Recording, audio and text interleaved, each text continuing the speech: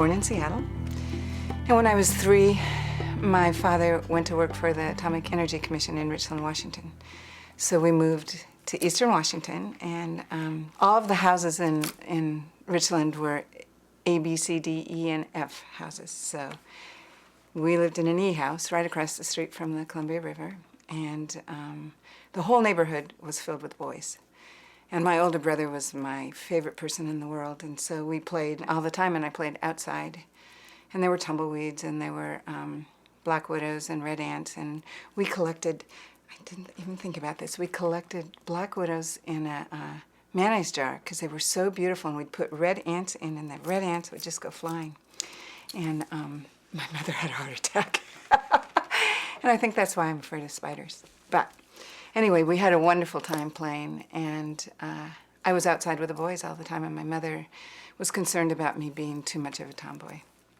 So she bought me a little Singer sewing machine that I still have upstairs and thought I should learn how to sew. So it clamped onto the table, and you cranked it, and the stitches came out. It was so much fun that all the boys came in, and we sewed doll clothes together. We didn't play with dolls, but we sewed, and it was great fun. So we lived in Richland until I was in the 3rd grade. From the very beginning, I loved sewing, and from the very beginning when I was a little girl, all I could think of was I wanted to go to New York and design clothing. So I finished school and finished high school, went to the University of Washington, and got into the clothing, textiles, and art program, and had the most spectacular teachers that just inspired me beyond belief. You had to work to be the best you could possibly be, and I just loved it. So I just knew that I was going to finish school and go off to New York and design clothing. And then I met Chuck. I met Chuck water skiing, actually, in the summer in front of my house. I was always water skiing with my brothers and their friends, and we were out on the raft, and Chuck came by in his boat, and that's how we met. And so he was a Fiji at the U, I was a Gamma Phi. We lived almost next door to each other, and we started dating. And on my 21st birthday, Chuck was taking me out to dinner. It was going to be a wonderful evening, and I got a call from my mother and Dad thinking it was going to be, congratulations, you're 21, and it was instead a call from my mother telling me that my dad had had a stroke and died. So my life kind of made a great big change, because no longer could we afford to, I couldn't go to college anymore because there was no money and I didn't have a job or whatever. So that darling man, Chuck, said, you know, my grandfather died and left me a little bit of money. I can help you with college. Chuck was like that throughout our whole life. Everything I ever wanted to do, Janie, go for it. You gotta try it. Go for it. So the whole New York thing was gone because I was in love with Chuck, and I thought, well, I'm not gonna be a designer, but I could be a teacher. Sorry.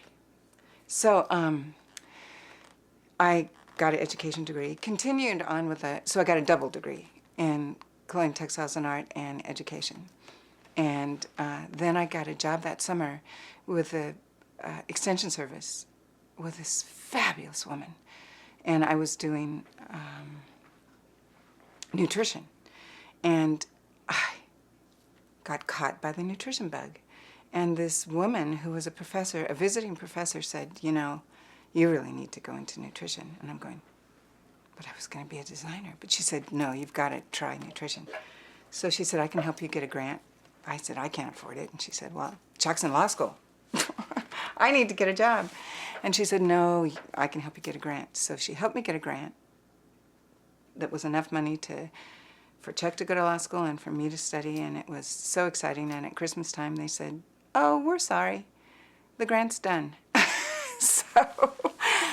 And then Chuck and I decided that we really, well, another thing, Chuck got a brain tumor. And they didn't know if they could operate or how long he would live. And so we made a great decision to have children. So after 7 years of marriage, we had the cutest, most adorable Allison. Bonnie Danielson lived on the island, and we had babies. We were in the hospital together having babies, and Bonnie said, you know, you have to come to Bainbridge. And she said, I went to a birthday party at this house of a doctor and a interior designer who owned this house on Bainbridge, and it was the coolest house I've ever seen, and it's for sale. So she said, you've got to come over, and you've got to see it. So I came over, and we snuck around this house. And I fell in love. So I knew I had to leave my perfect house in the city and come out here. And so we were meant to come, and we came, and we had just purchased our first television in Seattle.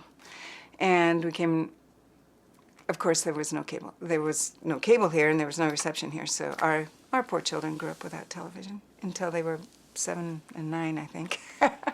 So we sat on the couch in the living room with a fire going, watching the livestock, rats and mice, run back and forth. This had been a summer house since 1926. I thought, oh my goodness, I'm at the end of a dirt road. I don't know anybody here except Bonnie. What am I going to do? And so what happened was Bonnie introduced me to this group of women, and so we became a quilt group. And that's how, through the quilting, I got into this piecing, this small piecing.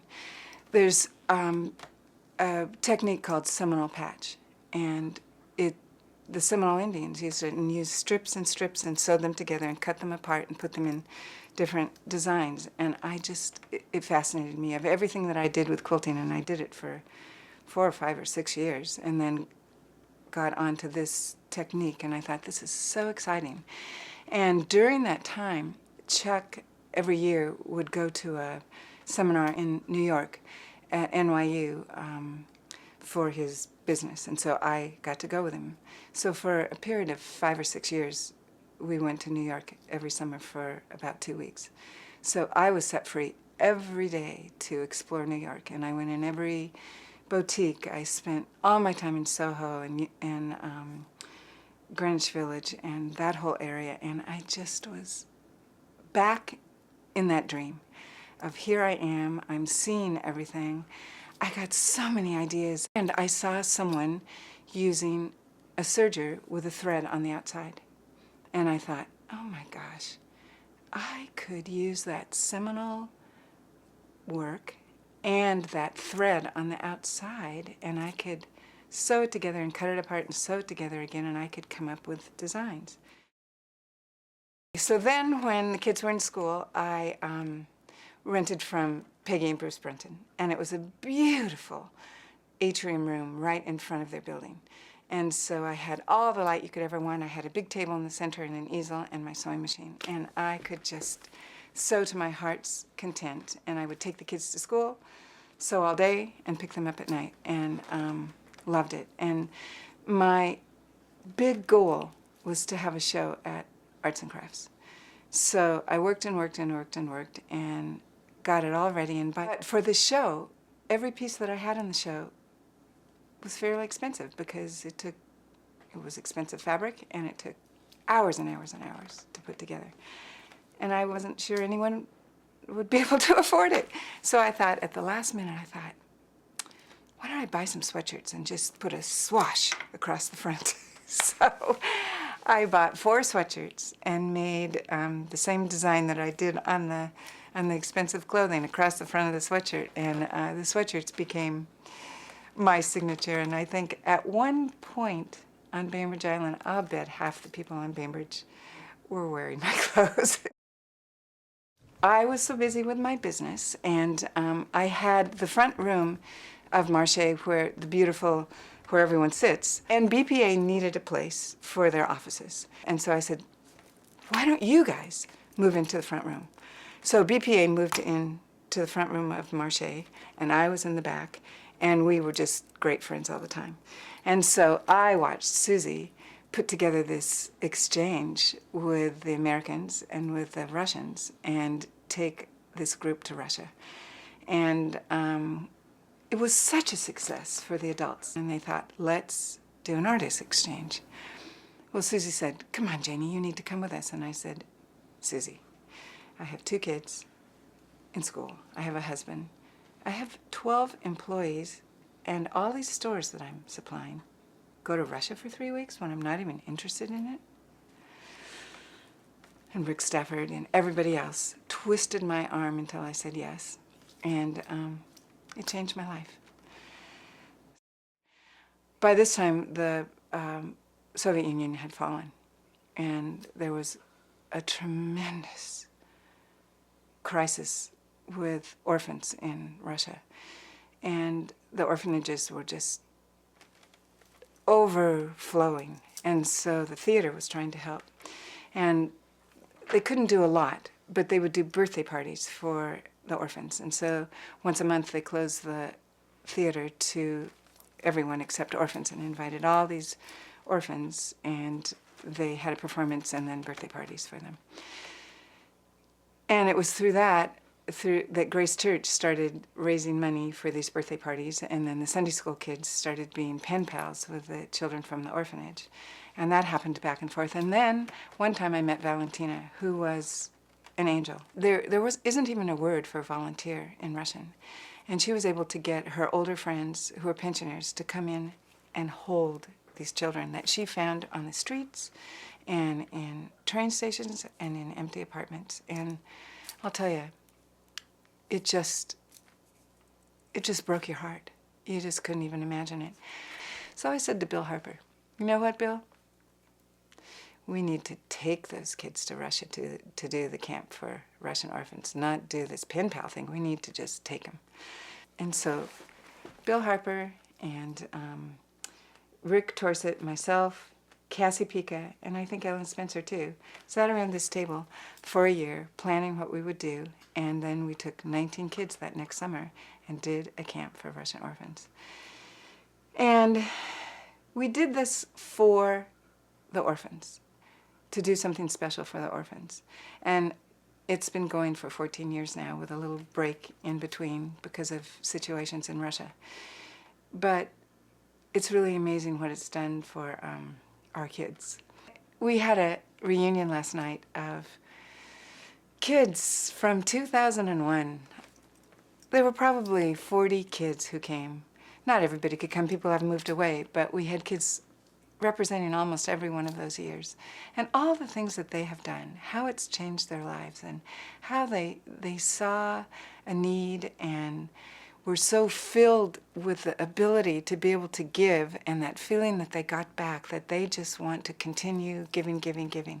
And they're doing it all over the world. There are kids all over, and I wish I could list them all off to you, and I didn't make a list of them in my mind, but it's just amazing. And to see, the other thing that's so wonderful is the kids that were chosen, the American kids that were chosen, are from all different groups that might not have even spoken to each other at high school.